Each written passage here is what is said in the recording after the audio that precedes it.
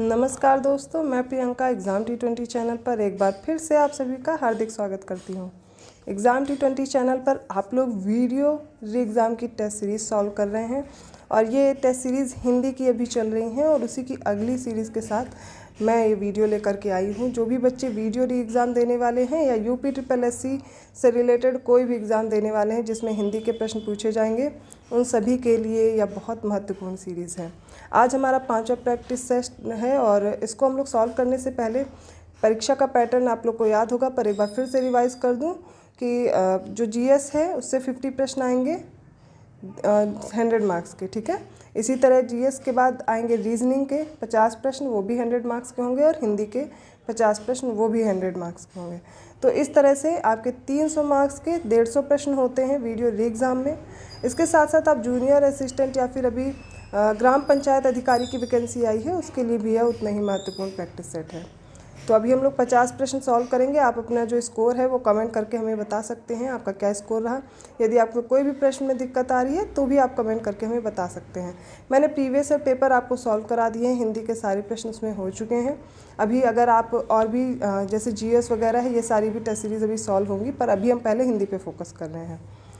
तो चलिए बिना देर किए स्टार्ट करते हैं। तो आज का सबसे पहला प्रश्न है, निम्नलिखित में से कौन सा अघोष वर्ण नहीं है, मतलब सघोष पूछा जा रहा है। देखिए, वर्णमाला के लिए मैं पहले भी आप लोग से कई बार बोल चुकी हूँ, आप इसे बहुत अच्छे से प्रिपेयर करिए, क्योंकि प्रीवियस ईयर भी आप उठाकर देखेंगे तो वर्णमाला से 2 से 3 प्रश्न आपको देखने को मिल रहे होंगे हर पेपर में। तो आप उसको बहुत अच्छे से प्रिपेयर करिए, जिस टॉपिक से ज़्यादा प्रश्न आ रहे हैं, और श्योर इस बार भी प्रश्न आएंगे ही आएंगे। अगर आपको कोई दिक्कत है वर्णमाला में तो आप इस चैनल पर जाइए, उस चैप्टर को सर्च कीजिए और आराम से पढ़िए। एक ही क्लास में आपके सारे डाउट क्लियर हो जाएंगे। अभी मैं यहाँ पर पहले भी मैं पिछले पेपर में भी बता चुकी हूँ, पर यहाँ पर मैं फिर से समझा दे रही हूँ घोष और घोष होते क्या। देखिए, घोषत्व के आधार पर जैसे स्वरतंत्र है, उनमें जब कंपन होता है उनके आधार पर हम विभाजित करते हैं। पहला तो आपको दिया गया है अघोष, दूसरा होता है सघोष। कौन सा होता है? सघोष। 2 प्रकार के होते हैं घोषत्व के आधार पर वर्ण। अब समझते हैं, अघोष वर्ण नहीं है मतलब सघोष पूछा जाता है, तो घोष और अघोष में डिफरेंस क्या है। देखिए, जैसे ये का वर्ग है, का, ख, ग, घ, अंगा, ऐसे ही च वर्ग होता है, च, छ, ज, झ, ऐसे ही ट वर्ग, ट, ठ, ड, ढ, न, ठीक है। ता वर्ग, ता, थ, द, ध, न, प, फ, ब, भ, म, ये सब रहता है ना। तो इस तरह से ये जितने भी वर्ग हैं इनको फर्दर क्लासीफाइड करते हैं। पहला वर्ग, दूसरा वर्ग, तीसरा वर्ग, चौथा वर्ग और 5वां वर्ग। ये तो समझ में आ गया होगा आपको कि कैसे हम लोग इसको कॉलम और रो में डिवाइड कर रहे हैं। अब यहाँ पर याद रखिए, जिन व्यंजनों के उच्चारण में स्वर तंत्र में कंपन ना हो वो क्या होंगे? अघोष होंगे। अब ये होते कौन कौन से हैं? तो प्रत्येक वर्ग का कौन कौन सा? पहला, ठीक है, दूसरा क्या होंगे? ये अघोष होंगे। तो ये वाली जो टेबल है ये क्या होंगे? ये कौन से हैं? ये हैं अघोष। तो ये बाकी के जो 3 वर्ग बचेंगे ना, ये वाले, ये होते हैं सघोष। पूरी टेबल यहीं पे आप लोग बना लीजिए, अभी याद हो जाएगा। तो पहला वर्ग और दूसरा वर्ग क्या होता है? अघोष होता है। बाकी आप देखेंगे तीसरा, चौथा, 5वां, ये क्या होते हैं? ये घोष वर्ण होते हैं, मतलब कि जिनके उच्चारण में स्वरतंत्र में कंपन सा प्रतीत होगा, ठीक है, वो सारे क्या होंगे? घोष होंगे। अब घोष में और कौन कौन से हैं वो भी याद रखिए। घोष में स्वर भी आते हैं सारे। घोषत्व में जैसे सघोष जिसको हम बोल रहे हैं, इसमें सारे स्वर भी ले लीजिए, ठीक है। पहले तो पहला, तीसरा, माफ़ कीजिएगा, तीसरा, चौथा और 5वां वर्ग, उसके साथ सारे स्वर और अंतःस्थ व्यंजन सारे, जैसे कि य, र, ल और व, ये सारे क्या हैं? ये हैं सघोष। और हमसे पूछा भी क्या गया है, कौन सा अघोष वर्ण नहीं है। तो अब तो आपको याद रहेगा ना, आसानी से अब ढूंढ लेंगे। अब ऑप्शन देखिए, पहला है ख, दूसरा है छ, तीसरा है ठ और चौथा है धा। अब याद करिए, क, ख, खा तो नहीं हो सकता क्योंकि दूसरा है, तो या ये किस में आ जाएगा? या घोष में आ जाएगा। च, छ, ये भी दूसरा, ये भी, ट, ठ, ये भी नहीं है, त, थ, द, धा। अब ये देखिए, ये क्या हो जाएगा? सघोष वर्ण। कौन सा हो जाएगा? सघोष। याद रहेगा। अगला प्रश्न देखते हैं, निम्नलिखित में से किस शब्द में दीर्घ संधि नहीं है? कुछ शब्द दिए गए हैं, जैसे भानुदय, दूसरा दिया गया है सदैव, तीसरा है विद्यालय और चौथा है गिरीश।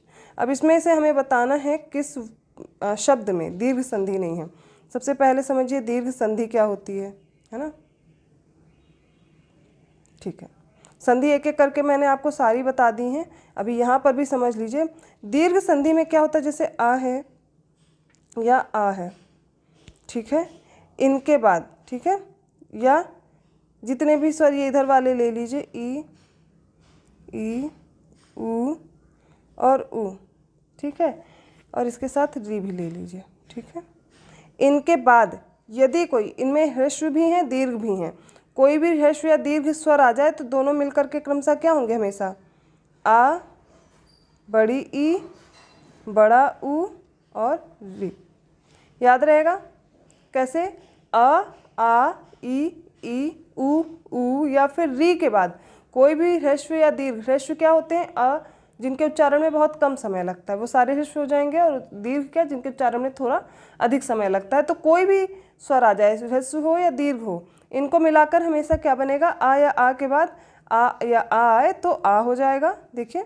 और इसके बाद इनके बाद अगर ये आते हैं तो बड़ी ई होगी, बड़ा ऊ और री होगा। अब यहाँ पर बताना है भानुदय, तो भानु का सबसे पहले संधि विच्छेद करेंगे, भानु धनुदय, तो ऊ प्लस ऊ मिलकर के क्या हो जाएगा, बड़ा ऊ। तो यहाँ पर भानुदय पहला तो सही है और दीर्घ संधि है।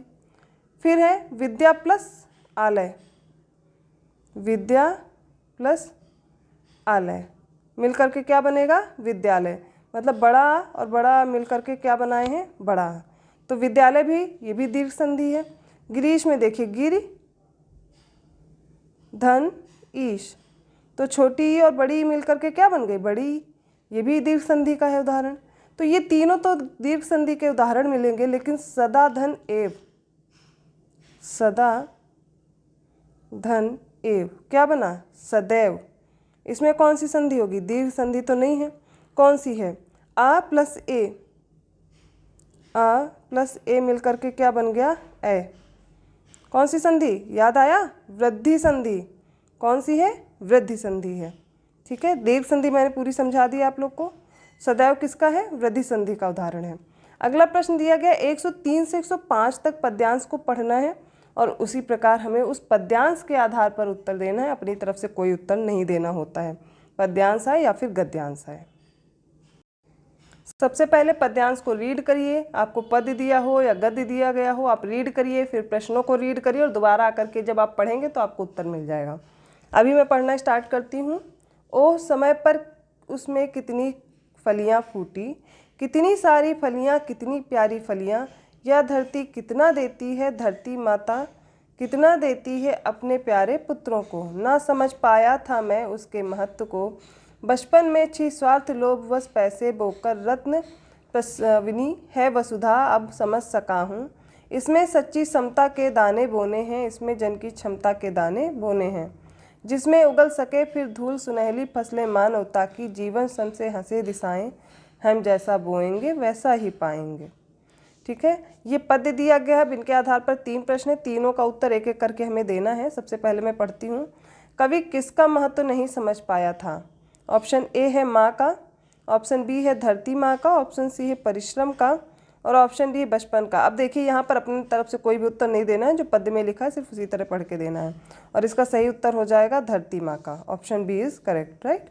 अगला प्रश्न है, कवि ने बचपन में किस भाव से पैसे बोए थे? ए ऑप्शन है निस्वार्थ भाव से, ऑप्शन बी है सोच विचार से, ऑप्शन सी है स्वार्थ एवं लोभ से, ऑप्शन डी कहता है मोह से और इसका सही उत्तर हो जाएगा स्वार्थ एवं लोभ से। अगला प्रश्न है, मानवता की सुनहली फसलें कब उगेंगी? ऑप्शन दिए गए इसके उत्तर के, जब हम परिश्रम करेंगे। ऑप्शन बी है जब समता और क्षमता के बीज बोए जाएंगे। अगला है जब चारों ओर शांति होगी और लास्ट है जब धूल सोना उगलेगी। तो यहाँ पर जब हमने पद्यांश पढ़ा था तो उसमें ऑप्शन बी था जब समता और क्षमता के बीज बोए जाएंगे। अब पूछा गया हाड़ौती बोली है कहाँ की है, ये पूछा जा रहा है। पहली बात तो बोली या भाषा देकर के आपसे पूछ लेते हैं कि अपभ्रंश से विकसित हुई है। बाद में कोई बोली देकर के आपसे वो बोलने वाला स्थान पूछ लिया जाएगा जहाँ पर वो कॉमनली बोली जाती है भाषा। पहला ऑप्शन है पश्चिमी राजस्थान में, दूसरा ऑप्शन है पूर्वी राजस्थान में, तीसरा ऑप्शन है दक्षिणी राजस्थान में और लास्ट ऑप्शन है उत्तरी राजस्थान में। देखिए जो हाड़ौती बोली होती है वो पूर्वी और मध्य पूर्वी राजस्थान में बोली जाती है। तो यहाँ पर ऑप्शन बी करेक्ट होगा इस तरह से, ठीक है। या जैसे कोटा, बूंदी, शाहपुर, उदयपुर, इन सब जगहों पर ज़्यादा बोली जाती है हाड़ौती। अब ये तो याद ही रहेगा राजस्थान की, पर राजस्थान में भी कहाँ पर बोली जाती है भी तो जानना जरूरी है। निम्नलिखित में से कौन सा संयुक्त स्वर नहीं है? संयुक्त स्वर क्या होते हैं? जब स्वर मिलकर के एक नए स्वर का निर्माण करें। किस प्रकार के स्वर? समझिए संयुक्त स्वर क्या होते हैं। पहले तो आपको अ से लेकर के ह तक याद होगा, अ री तक, अ आ ई ऊ, ठीक है, और फिर आ जाता है री। लेकिन उसके बाद जो ए, ऐ, ओ, औ, अंग, अह आते हैं, इनमें भी अलग है। अब देखिए सबसे पहले हम आपको इसमें समझा देते हैं स्वर। पहले तो होते हैं ह्रस्व और दीर्घ स्वर। अब ये ह्रस्व और दीर्घ स्वर कौन कौन से? जैसे अ, ई और उ, एक प्रकार से क्या है? ह्रस्व स्वर हैं। फिर दीर्घ में क्या आ जाएगा? बड़ा, बड़ी ई, बड़ा ऊ, ये सब क्या है? दीर्घ स्वर हैं, ठीक है। तो ह्रस्व और दीर्घ आ गए, ये स्वर आपको कन्फर्म हो गए। संयुक्त स्वर क्या हो गए? अब इन्हीं के मिलने से सबसे पहला ऑप्शन देख लीजिए, ए, ऐ, उ, औ दिया गया और पूछा गया कौन सा नहीं है। आंसर तो आपको ऑलरेडी मिल चुका है, मैंने यहाँ पे बता दिया है, ये एक प्रकार का क्या है? दीर्घ स्वर है। लेकिन संयुक्त स्वर कैसे बनते हैं? आ प्लस ई क्या बन जाएगा? ए, है ना। ऐसे आ को ए के साथ जोड़ देंगे तब बन जाएगा ए। ये क्या कहलाते हैं? संयुक्त स्वर कहलाते हैं। इसका सही उत्तर होगा ए। आ प्लस ई ए बन जाता है, आ प्लस ए बन जाता है, आ प्लस उ ओ बनता है, फिर ओ को मिला देते हैं ओ आ के साथ तो ओ बन जाता है। ये एक प्रकार के संयुक्त स्वर हैं। स्वर कितने प्रकार के हैं? मूल स्वर हैं, जैसे संधि स्वर हो गए, संधि स्वर में संयुक्त हो गया, है ना, ये वाले। अगला पढ़ते हैं संयुक्त में। देखिए दीर्घ स्वर भी आता है संयुक्त में, क्यों? क्योंकि दो समान स्वर मिलकर के दीर्घ बन जाते हैं। अगला है सच्चित, इसका संधि विच्छेद बताना है। ऑप्शन दिए गए हैं सतचित, ऑप्शन बी है सच्चित, ऑप्शन सी है सतचित और ऑप्शन डी है सचचित। अब बताना इसमें कौन सा है संधि। सच्चित में हो जाएगा सत, कौन सा वाला सत? ये वाला, सत प्लस चित। कौन सी संधि हो गई? यहाँ पे ये नहीं लगेगा, ये है। कौन सी संधि है? व्यंजन संधि है। कौन सी है? व्यंजन संधि, याद रहेगा, ठीक है। निम्नलिखित में से अशुद्ध वर्तनी का चयन करना है। पहला श्रृंगार लिखा हुआ है, दूसरा शाप लिखा हुआ है, तीसरा संग्रहित लिखा हुआ है और चौथा शुश्रूषा लिखा हुआ है। इनमें से बताना है कौन सा यहाँ पर कथा मतलब शब्द अशुद्ध है। देखिए श्रृंगार सही लिखा है, शाप सही लिखा है, शुश्रूषा भी सही लिखा है, लेकिन संग्रहित में गलती है। क्या है? यहाँ पे रा पदेन की मात्रा नहीं, कौन सी लगेगी? री वाली मात्रा, ये संग्रहित, ठीक है। वर्तनी शुद्धिकरण पूछा जाता है। निम्नलिखित में से शुद्ध वर्तनी का चयन करना है। दिया गया है संसारिक, यहाँ पर अशुद्ध पूछा गया, तभी शुद्ध पूछा गया। पैतृक, निरपराधी और पुष्टि, बताना कौन सी है। पुष्टि सही लिखा हुआ है। संसारिक कैसे लिखते हैं? सांसारिक होता है, आ की मात्रा लग जाएगी। निरपराधी लिखा हुआ है, निरपराध होता है, निरपराधी नहीं होता। पैतृक, पैतृक ऐसे लिखते हैं, ठीक है। अगला प्रश्न, निम्नलिखित में से किसमें विराम चिन्ह का सही प्रयोग हुआ है? पहले तो पढ़ लेते हैं। पहला है भगवान तुम्हारा भला करे। दूसरा ऑप्शन है क्या आप गया से आ रहे हैं। तीसरा ऑप्शन है कहना था सो कह दिया तुम जानो। ऑप्शन डी है तुम जा रहे हो। देखिए पहला सही दिया गया, क्या आप सो रहे हैं, गलत है। क्यों? क्योंकि क्वेश्चन पूछा जा रहा है। कहना था सो कह दिया, यहाँ पर पूर्ण विराम नहीं लगना था, तुम जानो। और तुम जा रहे हो, इसमें भी गलत लगा हुआ है। तो यहाँ पर कौन सा ऑप्शन सही होगा? ऑप्शन ए करेक्ट हो जाएगा। अगला है निम्नलिखित शब्दों में कौन सा जातिवाचक संज्ञा नहीं है। ठीक है, हमें बतानी है कौन सी संज्ञा जातिवाचक नहीं है। सबसे पहला ऑप्शन है जुलाहा, ऑप्शन बी है अमेरिकी, ऑप्शन सी है पुस्तक, ऑप्शन डी है भूकंप। है ना, इनमें से हमें बताना है। सबसे पहले जिन संज्ञाओं से एक ही प्रकार की वस्तुओं और व्यक्तियों का बोध हो जाए, एक ही प्रकार की कई वस्तुओं का, तो क्या होता है, जातिवाचक संज्ञा वहाँ पर हो जाती है। जुलाहा, पुस्तक, भूकंप, ये सब क्या है, जातिवाचक संज्ञा। लेकिन अमेरिकी ये क्या है, ये जातिवाचक संज्ञा नहीं। किस प्रकार की संज्ञा होगी फिर ये, व्यक्तिवाचक। कौन सी संज्ञा हो जाएगी, व्यक्तिवाचक। अगला प्रश्न है, निम्नलिखित में से किस शब्द में परि उपसर्ग का प्रयोग नहीं हुआ है। पर्याप्त, ऑप्शन बी है परिवर्तन, ऑप्शन सी है प्रख्यात, ऑप्शन डी है परिचय। देखिए पर्याप्त में परि है, परिवर्तन में है, परिचय में भी है, किंतु प्रख्यात में नहीं है। प्रख्यात में नहीं है। कौन सा उपसर्ग है यहाँ पर, सिर्फ प्र है। अगला प्रश्न है, निम्नलिखित में से कौन सा शब्द विशेष नहीं है। अंचल, गर्मी, निश्चित और तेज। यहाँ पर बताना है कौन सा विशेष नहीं है। देखिए अंचल, गर्मी, तेज और निश्चित। इस ऑप्शन में देखेंगे, देखिए निश्चित और तेज दोनों विशेषण हैं, किंतु अंचल और गर्मी क्या है, विशेष। यहाँ पर अगर नहीं पूछा गया तो ये दोनों हो जाएंगे और बाकी दोनों क्या हैं, विशेष हैं।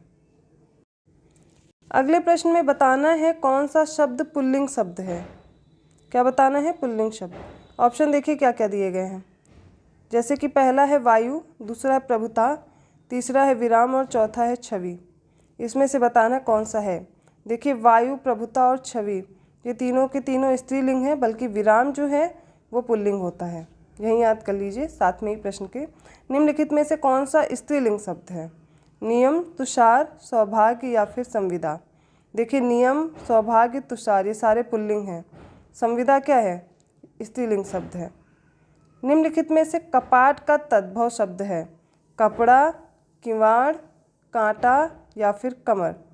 तद्भव शब्द बताना है, तत्सम दिया गया है और इसका होता है किवाड़। ऑप्शन बी करेक्ट होगा, याद रहेगा, ठीक है। अब इनके भी देख लेते। कांटा का क्या होगा तत्सम, कंटक। क्या होता है, कंटक। ओके अब देखिए यहाँ पर कपड़ा का और कमर का दिया गया है, ठीक है, और इसका हो जाएगा करपट। आगे बढ़ते हैं। निम्नलिखित में से त्रुटिपूर्ण विकल्प का चयन करना है।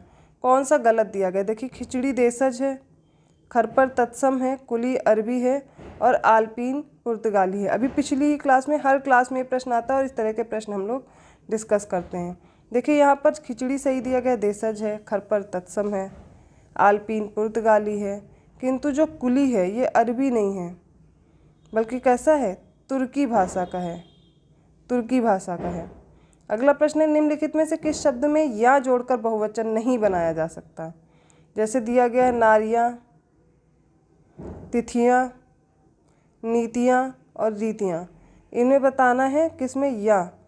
देखिए तिथियाँ, रीतियाँ, नीतियाँ इन सब में या जब बहुवचन इनमें पूछा गया, अच्छा नहीं बनाया जा सकता।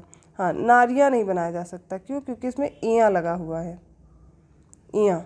बाकी सब तिथियाँ, रीतियाँ, नीतियाँ इन सब में या प्रत्यय जुड़ा हुआ है, तब बहुवचन बना है। अगला प्रश्न है, त्रुटिपूर्ण विकल्प का चयन कीजिए। गलत देख करके बताना है कौन सा है।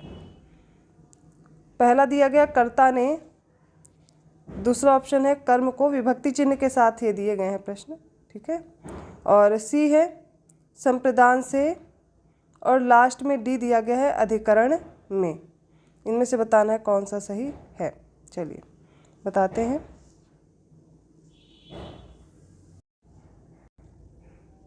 कर्ता ने सही दिया गया है, कर्म को ये भी सही दिया गया, अधिकरण में संप्रदान नहीं होता है, करण होता है। करण का विभक्ति चिन्ह है से के द्वारा, ठीक है, कौन सा होता है, से के द्वारा। संप्रदान का क्या होगा फिर, को या फिर के लिए। सभी के विभक्ति चिन्ह याद रखिए, कन्फर्म है, इस बार एक प्रश्न आएगा। गौरी शंकर में कौन सा समास है।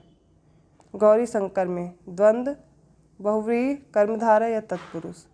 देखिए यहाँ पर अगर इसका विग्रह करेंगे तो हो जाएगा गौरी और शंकर, कौन सा हो जाएगा फिर, द्वंद्व समास। कौन सा, द्वंद्व समास। निम्नलिखित किस वाक्य में निजवाचक सर्वनाम आप का प्रयोग हुआ है। अब यहाँ पर देखते हैं। पहला ऑप्शन है आप मेरे सिर आँखों पर हैं, दूसरा ऑप्शन है आप भला तो जग भला। तीसरा ऑप्शन दिया गया आप क्या राय देते हैं। लास्ट उपयुक्त में से कोई नहीं और हमें सही उत्तर यहाँ पर बताना है। और इस वाक्य का सही उत्तर जो होगा आप भला तो जग भला, ये एक प्रकार से निजवाचक सर्वनाम है। कौन सा सर्वनाम है? निजवाचक है। अगले प्रश्न की तरफ देखते हैं, लेकिन अब ये भी देख लेते हैं, जैसे कि ये ए वाला है, ये ए वाला, सी वाला, इसमें कौन सा है? पुरुषवाचक है। कौन सा है? पुरुषवाचक आप यूज़ हुआ है, ठीक है, अन्य पुरुष के लिए। अगला प्रश्न है निम्नलिखित में से कौन सा विशेषण नहीं है। विशेषण क्या होते हैं? जो शब्द संज्ञा सर्वनाम की विशेषता बताते हैं। तो पहला दिया गया है लाघव, दूसरा है मूर्छित, तीसरा है पाठ्य और चौथा है राष्ट्र। इनमें से बताना है सही उत्तर क्या होगा। देखिए राष्ट्र जो है विशेष्य है, तो विशेषण क्या होगा? राष्ट्रीय। बाकी मूर्छित, लाघव, पाठ्य सारे क्या है? एक प्रकार से विशेषण है। जिस क्रिया का कर्म हो उसे क्या कहते हैं? अकर्मक, सकर्मक या और जो ऑप्शन दिए गए हैं वो बताने हैं। देखिए जिस क्रिया का कर्म हो, जिसके साथ कर्म की संभावना, उसे सकर्मक क्रिया कहते हैं। जैसे श्याम खाता है, इसमें क्या है? सकर्मक क्रिया है, ठीक है। नेक्स्ट है निम्नलिखित में से त्रुटिपूर्ण विकल्प का चयन करना है। पहले दिया गया शिवार्पण तत्पुरुष है, श्याम सुंदर अव्ययी भाव है, नवग्रह द्विगु है और वज्रायुध बहुव्रीहि है। और इसमें बताना है कौन सा त्रुटिपूर्ण है समास, ठीक है। समास दिए गए हैं, उन्हीं के आधार पर हमें बताना है। देखिए शिवार्पण सही है। श्याम सुंदर में अव्ययी भाव है, श्याम सुंदर में अव्ययी भाव नहीं है, कर्मधारय है। कौन सा है? कर्मधारय। बाकी सारे सही दिए गए हैं, बाकी सारे सही हैं, ठीक है। यहाँ पर श्याम जो सुंदर है वो कैसा हो जाएगा? कर्मधारय समास हो जाएगा, ठीक है। विशेषता बताता है ना इसमें कर्मधारय में। निम्नलिखित में से कौन सा वाक्य भाववाच्य का है? मोहन अच्छी पुस्तकें पढ़ता है। ऑप्शन बी है सीता ने पत्र लिखा। ऑप्शन सी है मुझसे चला नहीं जाता और ऑप्शन डी है इनमें से कोई नहीं, ठीक है। इसमें देखिए मुझसे चला नहीं जाता, ऑप्शन सी जो है वो भाववाच्य का है। अगला प्रश्न है निम्नलिखित में से कौन सा समुच्चय बोधक अवयव नहीं है। यहाँ पर ऑप्शन दिए गए तथा, अपेक्षा, परंतु, अतः। इनमें से कौन सा समुच्चय बोधक नहीं है? ऐसा पद जो क्रिया या संज्ञा की विशेषता न बताकर एक वाक्य या पद का संबंध दूसरे वाक्य या पद से जोड़ दे, वहाँ पर क्या होता है? समुच्चय बोधक अव्यय। और यहाँ पर अपेक्षा जो है वो समुच्चय बोधक अव्यय है।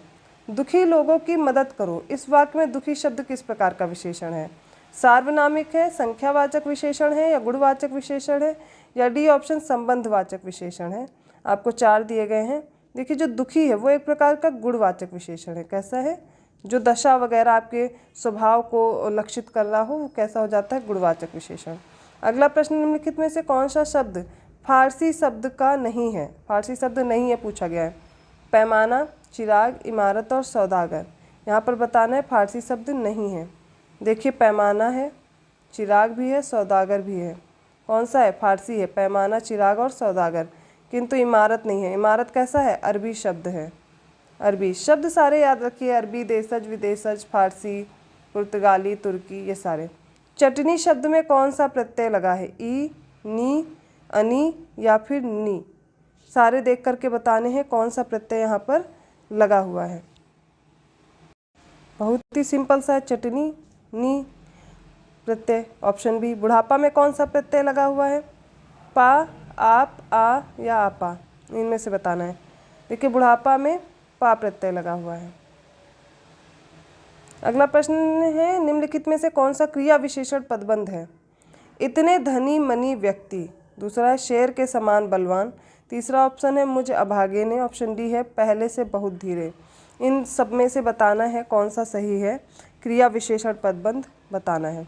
यहाँ पर पहले से बहुत धीरे क्रिया विशेषण पदबंध है। निम्नलिखित में से कौन सा हरि का अनेकार्थक शब्द नहीं है? विष्णु, इंद्र, हाथी और सिंह।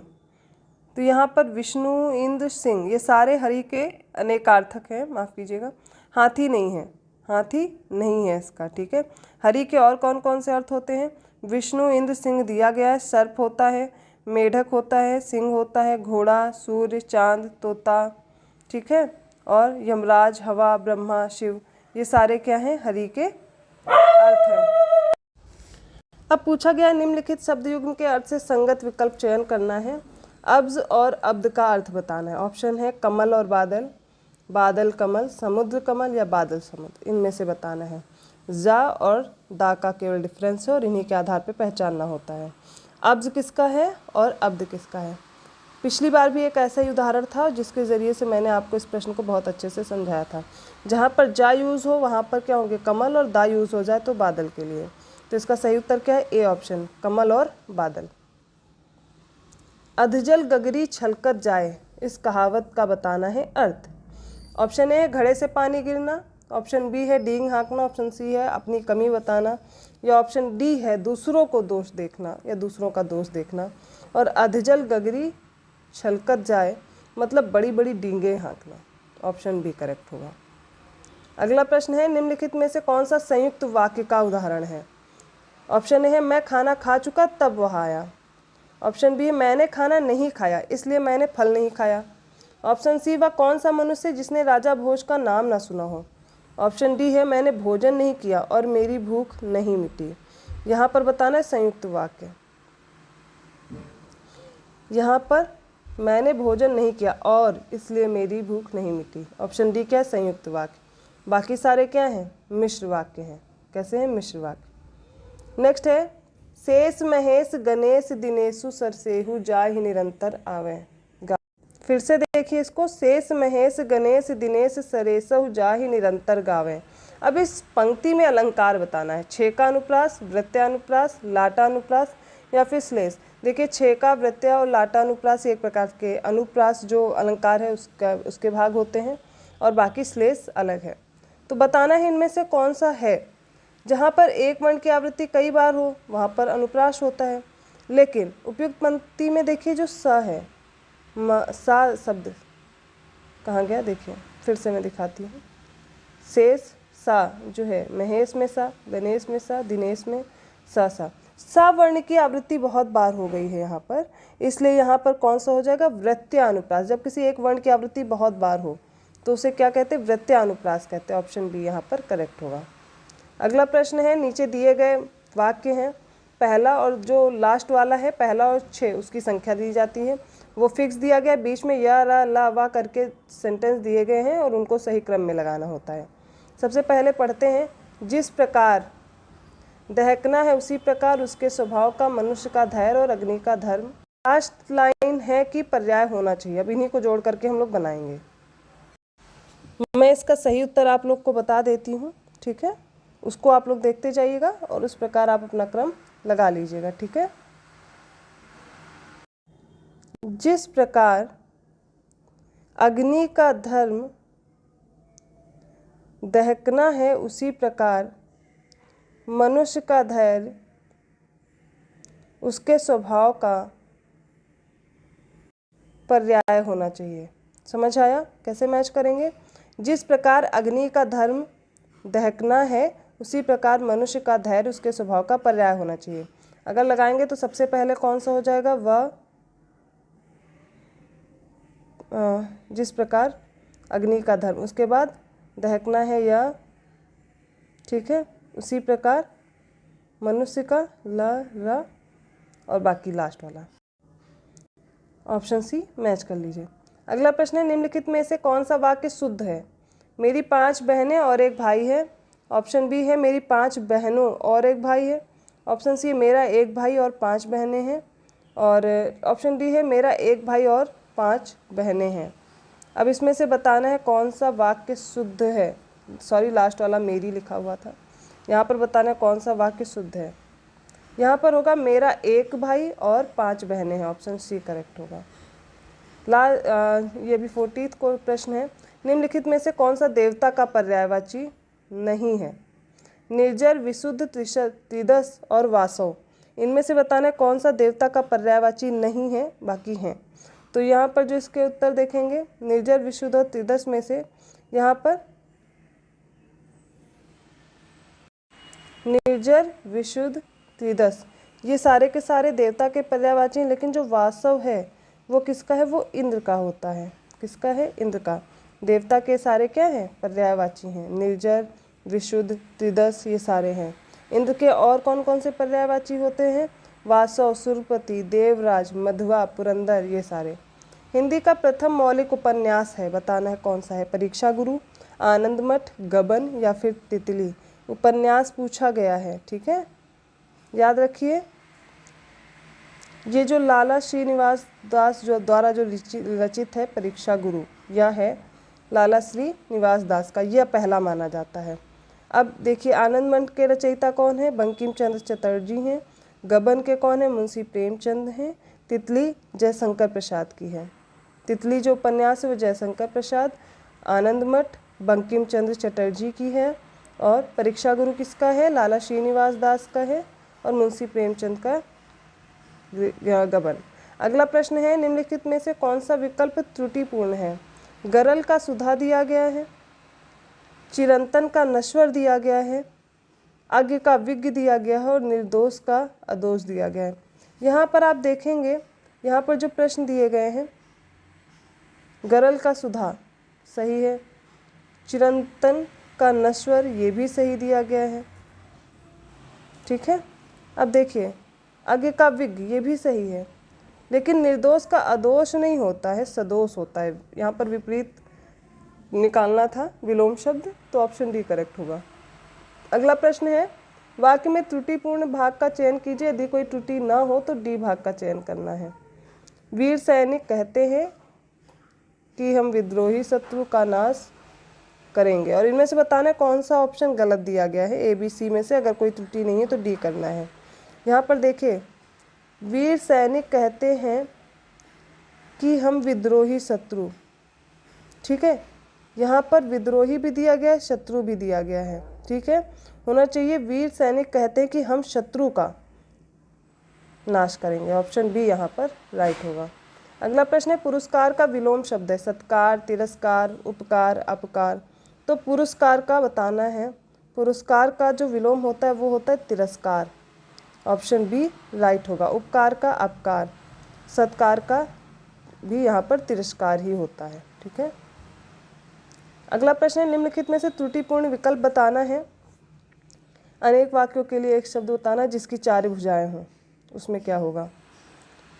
चतुर्भुज दिया गया है, जिसके 10 आनन हो उसको दशानन लिख दिया गया है। फिर दिया गया है जो मुकदमा दायर करता है उसे बोला गया है प्रतिवादी, और फिर दिया गया है जो 2 बार जन्म लेने वाला हो उसे बोल रहे हैं द्विज। क्या बोल रहे हैं, द्विज। अब इनमें से बताना है कौन सा गलत दिया गया है। चलिए देख लेते हैं इसको जल्दी से। यहाँ पर जो उत्तर दिया गया है जिसकी 4 भुजाएं हो चतुर्भुज, तो सही दिया गया है, ठीक है। जिसके 10 आनन हो दशानन भी सही दिया गया है। जो मुकदमा दायर करता है, 2 बार जन्म लेने वाला द्विज होता है, सही है। लेकिन जो मुकदमा दायर करता है उसे वादी बोलते हैं, प्रतिवादी नहीं, केवल वादी बोलते हैं, ठीक है। तो ऑप्शन सी यहाँ पे करेक्ट होगा। अगला प्रश्न है, निम्नलिखित में से कौन सा विकल्प त्रुटिपूर्ण है। दिन दूना रात चौगुना, इसका अर्थ होता है खूब उन्नति करना, ठीक है। अगला दिया गया है जमीन पर पैर ना पड़ना, मतलब बहुत अधिक घमंड करना। तो सबसे पहले ये दोनों तो सही दिए गए हैं, अब आगे के उत्तर देखते हैं। पौ 12 होना, भारी विपत्ति आना, तूती बोलना, प्रभाव जमाना। अब बताना है यहाँ पर कौन सा सही। देखिए तूती बोलना सही दिया गया है, लेकिन जो पौ 12 होना ये गलत दिया गया और यही सही उत्तर होगा। इसका अर्थ होता है खूब लाभ कमाना। क्या होता है, खूब लाभ कमाना। भारी विपत्ति आना, पहाड़ टूट पड़ना, याद रहेगा। अद्भुत रस का स्थायी भाव बताना है, ठीक है। विस्मय, शोक, क्रोध, उत्साह। अद्भुत रस का जो स्थायी भाव होता है वो विस्मय होता है। क्या होता है, विस्मय। शोक करुण का है, क्रोध रौद्र का है, और उत्साह वीर रस का है। नेक्स्ट है, निम्नलिखित में से कौन सा विकल्प त्रुटिपूर्ण है। पर्वत का है अचल नग तुंग, वृक्ष का दिए गए तरु द्रुम या गाक्ष, रात का शर्वरी विभावरी छड़दा, और सोना का दिया गया हाटक जातरूप और पन्नग। इसमें से जो पर्यायवाची शब्द दिए गए इनमें से कोई एक विकल्प गलत होगा। तो देखिए पहला पर्वत का बिल्कुल सही दिया गया, अचल होता है, नग होता है, तुंग होता है। वृक्ष का तरु द्रुम और गाक्ष होता है। रात का शर्वरी विभावरी छड़दा है, सही है। अब यहाँ पर दिया गया सोना का हाटक जात रूप और पन्नग। ठीक है, ये गलत दिए गए हैं। कैसे? यहाँ पर देखिए, सोना का जो पर्यायवाची होता है वो होता है हिरण्य, हेम और पुष्कल। तो ये किसके हैं? ये है सर्प के पर्यायवाची। ऑप्शन बी डी करेक्ट होगा। अगला प्रश्न है, जायसी द्वारा रचित पद्मावत निम्न में से क्या है? वक्रोक्ति है, अन्योक्ति है, समासोक्ति है, रूपक काव्य है। इसका सही उत्तर हो जाएगा समासोक्ति है। ठीक है, पद्मावत एक प्रकार का प्रेम लौकिक और समासोक्ति है। गाजीपुर में बोली जाने वाली प्रमुख बोली क्या है? अवधी है, भोजपुरी है, खड़ी बोली है या बघेली है? गाजीपुर में सबसे ज़्यादा कौन सी बोली जाती है? भोजपुरी। याद रखिएगा कौन सी है? भोजपुरी। ठीक है, इसके अलावा कौन कौन से ज़िले में बोली जाती है भोजपुरी? आजमगढ़ हो गया, बलिया हो गया, वाराणसी, गोरखपुर, इन सभी ज़िलों में भी बोली जाती है। यहाँ तक हमने अपना पूरा मॉक टेस्ट सॉल्व किया और सभी प्रश्नों को मैंने एक एक करके एक्सप्लेन भी किया है। यदि आपको किसी भी प्रश्न में दिक्कत है आप कमेंट करके बताइए और आपका कितना स्कोर रहा ये भी ज़रूर बताइए। अगर वीडियो अच्छा लगा तो प्लीज़ लाइक कीजिए और लोगों को भी शेयर कीजिए। चैनल को सब्सक्राइब करना ना भूलें। धन्यवाद।